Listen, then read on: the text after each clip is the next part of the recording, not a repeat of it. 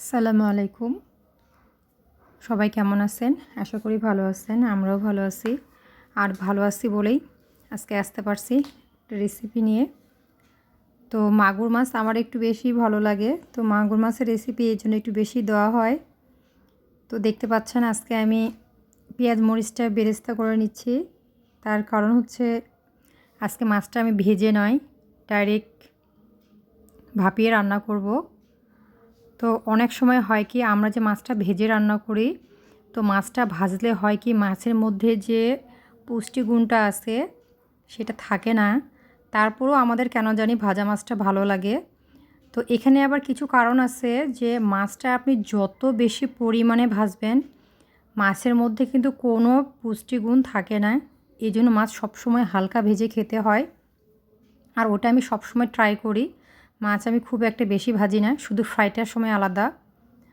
আর যদি মাছটা আমরা বেশিরভাগ সময় ভাপায় রান্না করে খেতে পারি তাহলে সম্পূর্ণ পুষ্টিগুণটাই থাকে।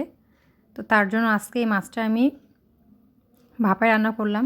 আর এখন শীতের মৌসুম, টমেটো তো অ্যাভেলেবেল পাওয়া যায়। আর যে কোনো সবজিতে বা মাছে টমেটো দিয়ে রান্না করলে তার স্বাদ তো আরও বেশি বেড়ে যায়।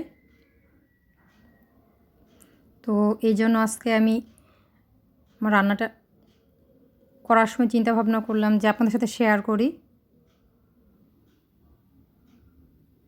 তো আপনাদের কার কার ভালো লাগে মাগুর মাছ খেতে, বা ভাজা খেতে ভালো লাগে, বা এমনি খেতে ভালো লাগে, অবশ্যই শেয়ার করবেন।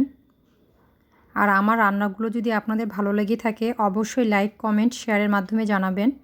আর আমার ফেসবুক পেজটা অবশ্যই একটা ফলো দিয়ে দিবেন। আর আমাদের পেজে হচ্ছে এমন কিছু শর্ত দেওয়া থাকে যে প্রত্যেক সপ্তাহে আমাদের সোমবারে কিছু কিছু নির্দিষ্ট আমাদের নিয়ম থাকে, যেগুলো হচ্ছে আমাদের রুলস থাকে, যেগুলো প্রত্যেক এই সপ্তাহ থেকে সামনের সপ্তাহের মধ্যেই আমাদের কমপ্লিট করতে হয় ফলোগুলো। তো তার জন্য আমাদের নির্দিষ্ট ভিডিও থাকে, ফলোয়ার্স থাকে, তারপরে কমেন্ট থাকে, যেগুলো আমাদের সবগুলো করতে হয় যারা আমরা পেজ চালাই বা আইডি চালাই।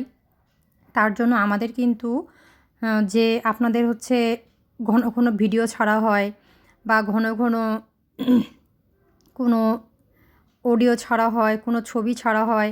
তো এতে আপনারা হয়তোবা অনেকে বিরক্ত হয়ে যান যে এই পেজ থেকে বা আইডি থেকে বারবার ছবি আসছে, এটা দেখব না। ঠিক আছে, আপনাদের খারাপ লাগতেও পারে। তো এতে না আমাদের কিছু করার নাই, কারণ আমরা যেহেতু পেজ চালাই এই নিয়মগুলো আমাদের কিন্তু ফলো করতেই হয়। নাহলে আমাদেরও খুব কড়া নিয়ম দেওয়া হয়। সাপ্তাহিক নিয়মগুলো যদি আমরা পালন করে না চলি আমাদেরও চ্যানেলটা রেস্ট্রিক্ট করে দেওয়া হয়।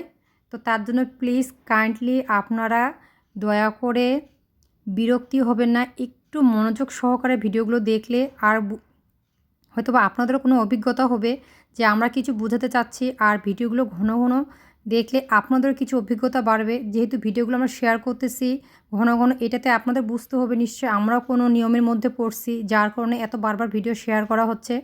তো দয়া করে মনে কিচ্ছু না নিয়ে আমাদের ভিডিওগুলোর পাশে থাকবেন। দয়া করে লাইক, কমেন্ট, শেয়ার করে দিবেন।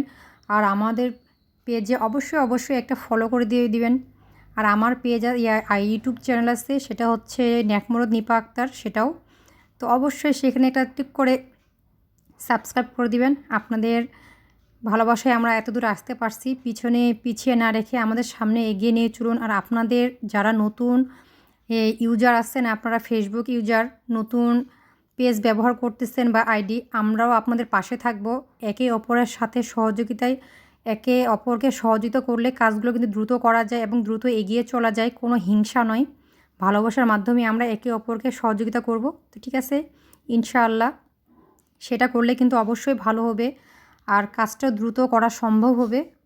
ঠিক আছে, আমার রান্নাটা প্রথম থেকে শেষ পর্যন্ত আপনারা দেখবেন, দেখলে আপনাদের ভালো লাগবে। আসসালামু আলাইকুম।